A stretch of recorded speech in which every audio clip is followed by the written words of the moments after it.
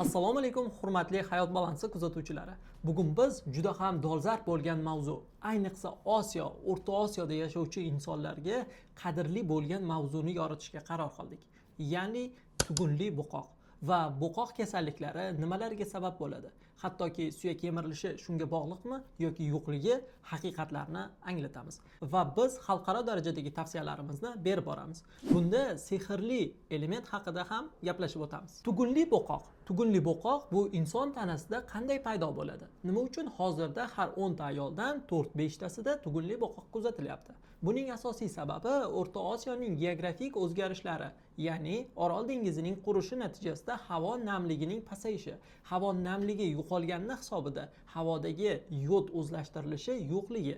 Shuning uchun ham ko'pchilik Turkiyada sayohat qilganda dengiz oldida ancha o'zini yaxshi his qiladi. Natijada ko'plab kasalliklar yo'qoladi. Lekin endi bizning mamlakatimizda yashab turgan holatda ham buni qanday yechimlarni qilishni bilishni istasangiz videoni oxirigacha ko'ring. Yana bir narsa, videomizga ayni damda like va podpisatsiya tugmasini bosib qo'ying. Chunki keyinchalik sizni oldingizdan yana ham yaxshiroq ma'lumotlar chiqib kelishi uchun. Chunki hayot balansi sizning sog'ligingizni, hayotingizni balansli bo'lishini xohlaydi va bizni qo'llab-quvvatlang. Tugunli bo'qoqni fiziologik asoslariga to'xtalib o'tamiz. Endi tugunli bo'qoq aynan qalqonsimon bezning fiziologiyasini zo'riqishidan patologik holatda o'tishi deb izohlanadi. Ya'ni bizning tanamizda qalqonsimon bez hujayralari T3 va T4 degan gormonlarni sintez qiladi. Aynan T4, T3 ga o'tishi uchun ham jarayonda yod ishtirok etishi kerak. Va ushbu mikroelement yetishmasligi natijasida hujayralar bosim ostida zo'riqib ishlaydi va natijada bu hujayralarni ko'pchiligi nobud bo'lishni boshlaydi.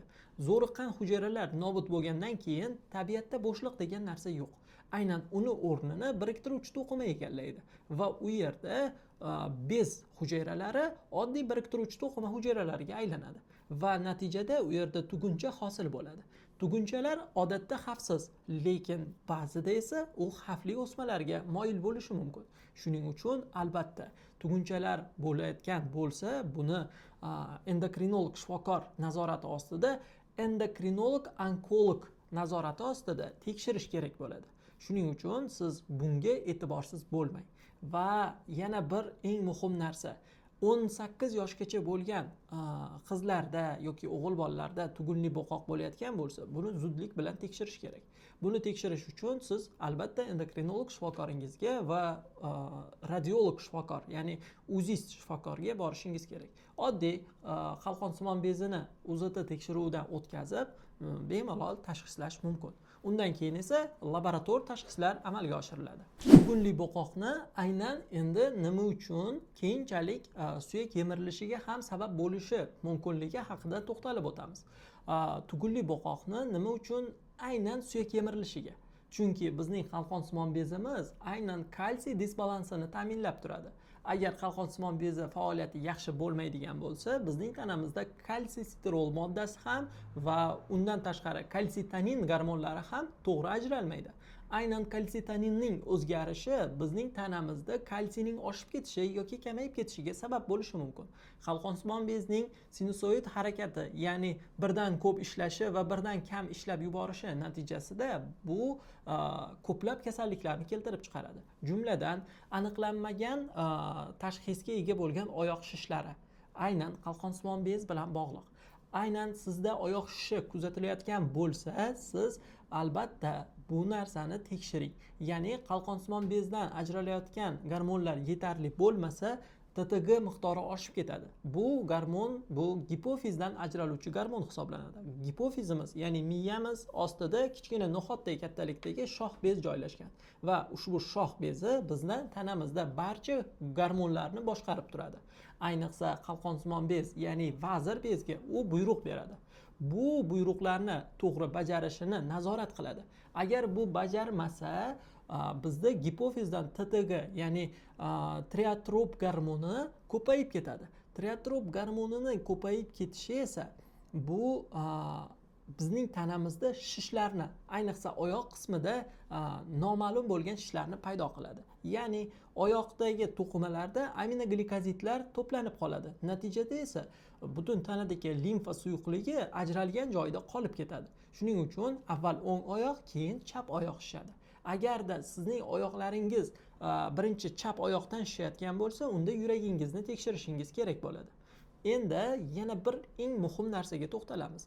Agar bizning tanamizda aynan bu TTG ning miqdori oshib ketib, T3 va T4 ning past bo'lgan holatdagi ssenariyda.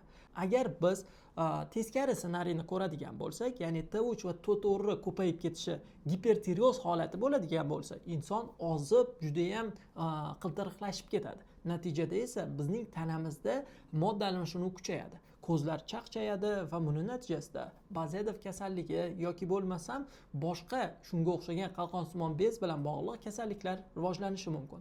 Undan tashqari qalqonsimon bezning ichki va tashqi belgilari bor.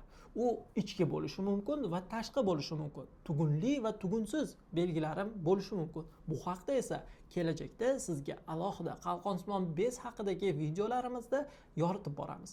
Buni o'tkazib yubormang. Endi biz bilamizki, qalqonsimon bez faoliyatining buzilishi aynan ko'plab oyoq shishlari va kalsiyning o'zlashtirilishiga ta'sir etishi mumkinligini. Lekin yana bir narsa, kalsiy miqdori oshib ketishi holatlari ham bo'lishi mumkin. Bunday holatlarda qon bosimi ko'tariladi va yurak kasalliklari, yurak titroqlari paydo bo'lishi mumkin. Shuning uchun qalqonsimon bez faoliyatini albatta siz kardiologga borishdan oldin ham tekshirib qo'ygan bo'lishingiz kerak. O'zini hurmat qilgan yaxshi kardiologlar albatta yurakni tekshirayotgan paytda qalqonsimon bezni ham tekshiradi. Buni biz o'zimizning tajribamizda ko'rganmiz. Qalqonsimon bez kasalliklarining shunday bir nozik turi borki, bu aynan bizning tanamizda o'zimizning immunitet tomonidan rivojlanadi. Ya'ni bu autoimmun kasallik deyiladi. Autoimmun kasallikka qisqa izoh beraman. Sizning tanangizdagi immunitet sizni himoya qilishi kerak. Lekin sizning immunitetingiz sizni himoya qilish o'rniga o'zingizning hujayralaringizga hujum qilishni boshlaydi. Bu nimadan bo'ladi? Uzoq muddatli infeksion kasalliklar, uzoq muddatli mineral va ma'danlarning yetishmasligi, organik qo'shimchalarning yetishmasligi, to'g'ri ovqatlanmaslik natijasida bizning tanamiz zo'riqib ketadi va autoimmun jarayonni yuzaga keltiradi. Autoimmun kasalliklardan eng keng tarqalgani bu autoimmun tireoiditdir. Ya'ni autoimmun tireoiditda bizning tanamizda ATPO, ya'ni antitelalar miqdori oshadi va bizning o'zimizni qalqonsimon bez hujayralarimizga hujum qilishni boshlaydi. Bu hujayralar qalqonsimon bez hujayralarini o'ldiradi va ularni cheklab qo'yadi. Cheklab qo'yishi natijasida ham tugunlar paydo bo'lishi mumkin. Shuning uchun yuqorida aytib o'tilgan faqatgina bitta sababga ko'ra tugun hosil bo'lishini biz to'liq aynan bitta asos deb ola olmaymiz. Va eng muhim narsa, aynan mana shu autoimmun tireoidit natijasida yana kelajakda bizning tanamizda revmatik kasalliklar ham rivojlanishi mumkin.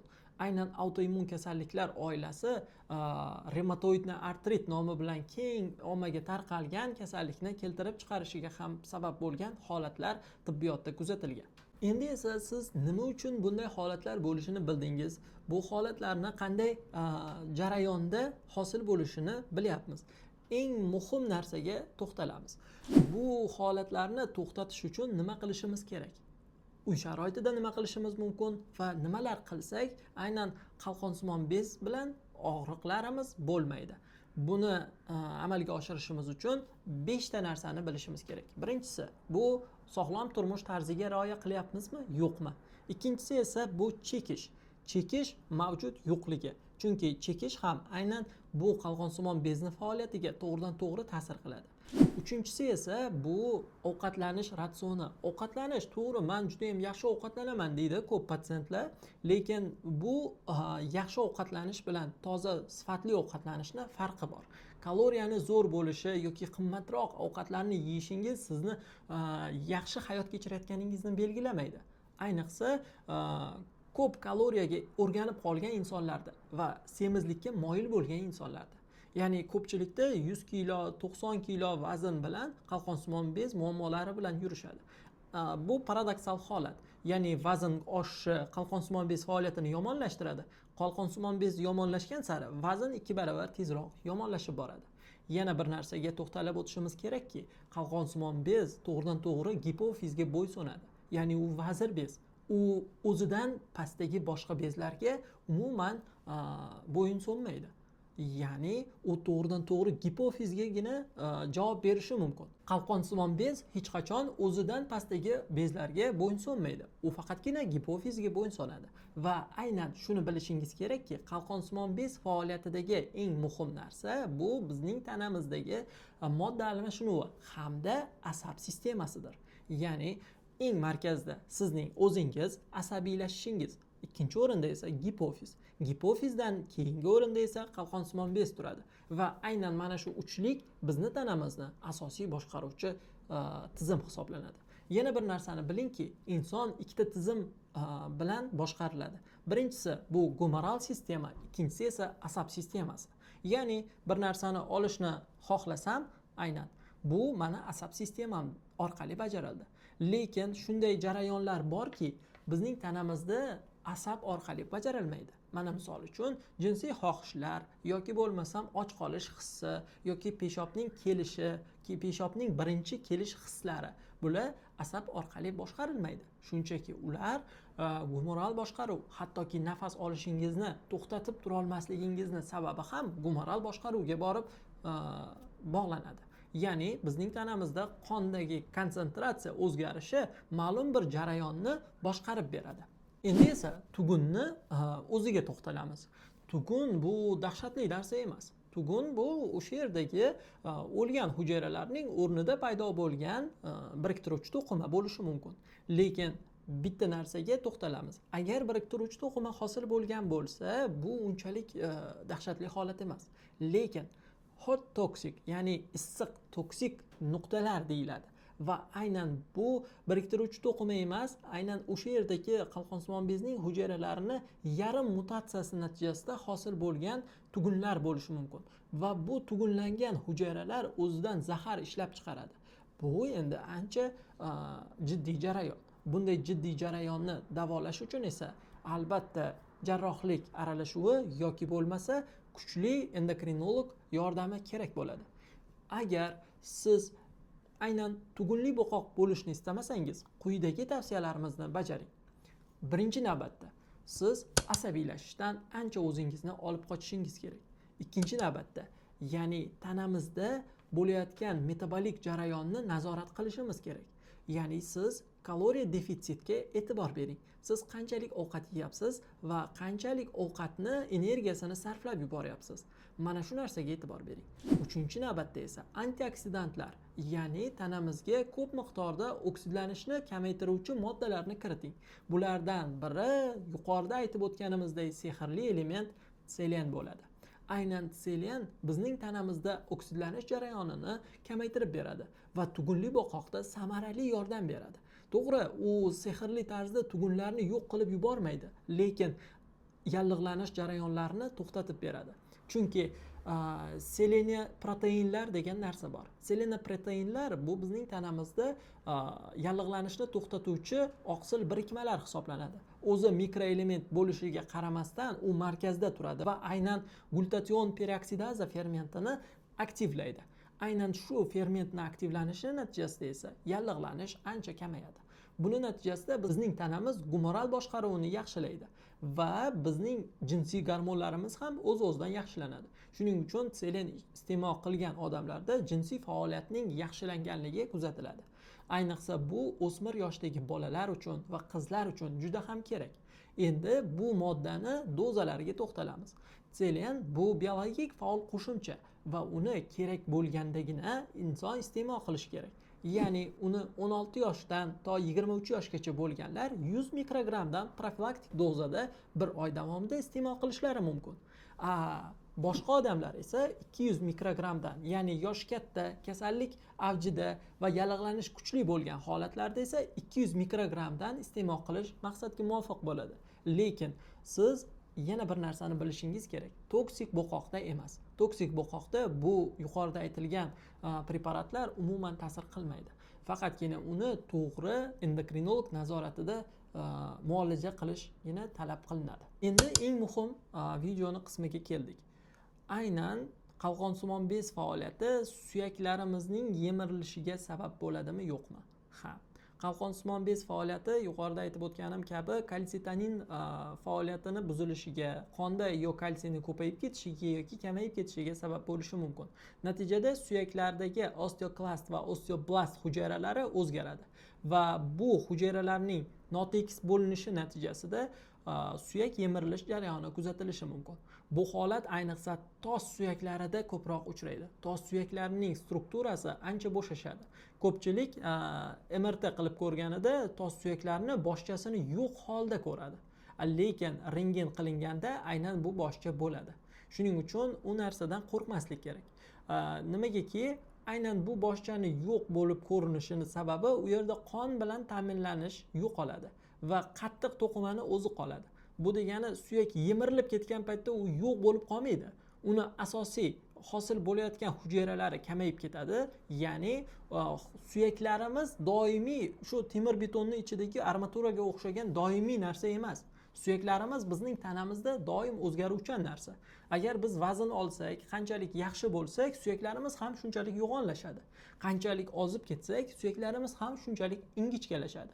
Mana shu narsaga e'tibor berishimiz kerak. Ya'ni sog'lom insonning suyaklari qalin, baquvvat bo'ladi, kasalmand insonning esa suyaklari noziklashib boradi.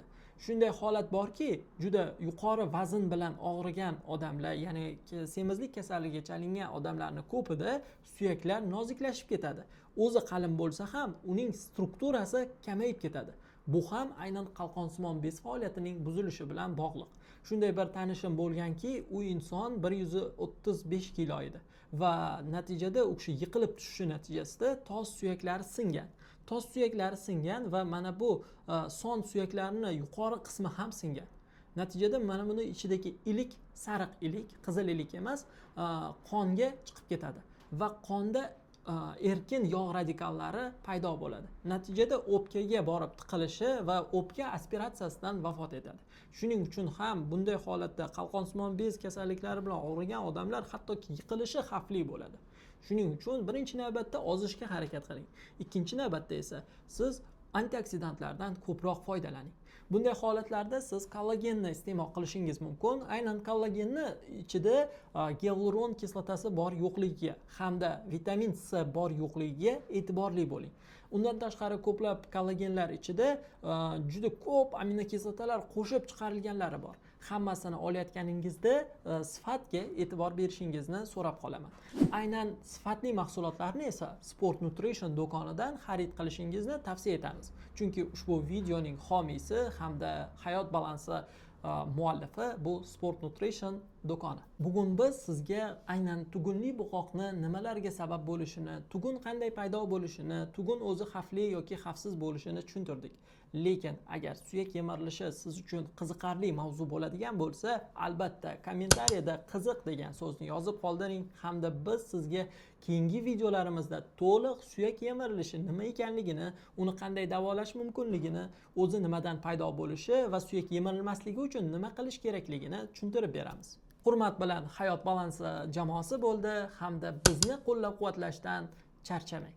Sizga ro'za va Ramazon oyida kuch-quvvat tilaymiz.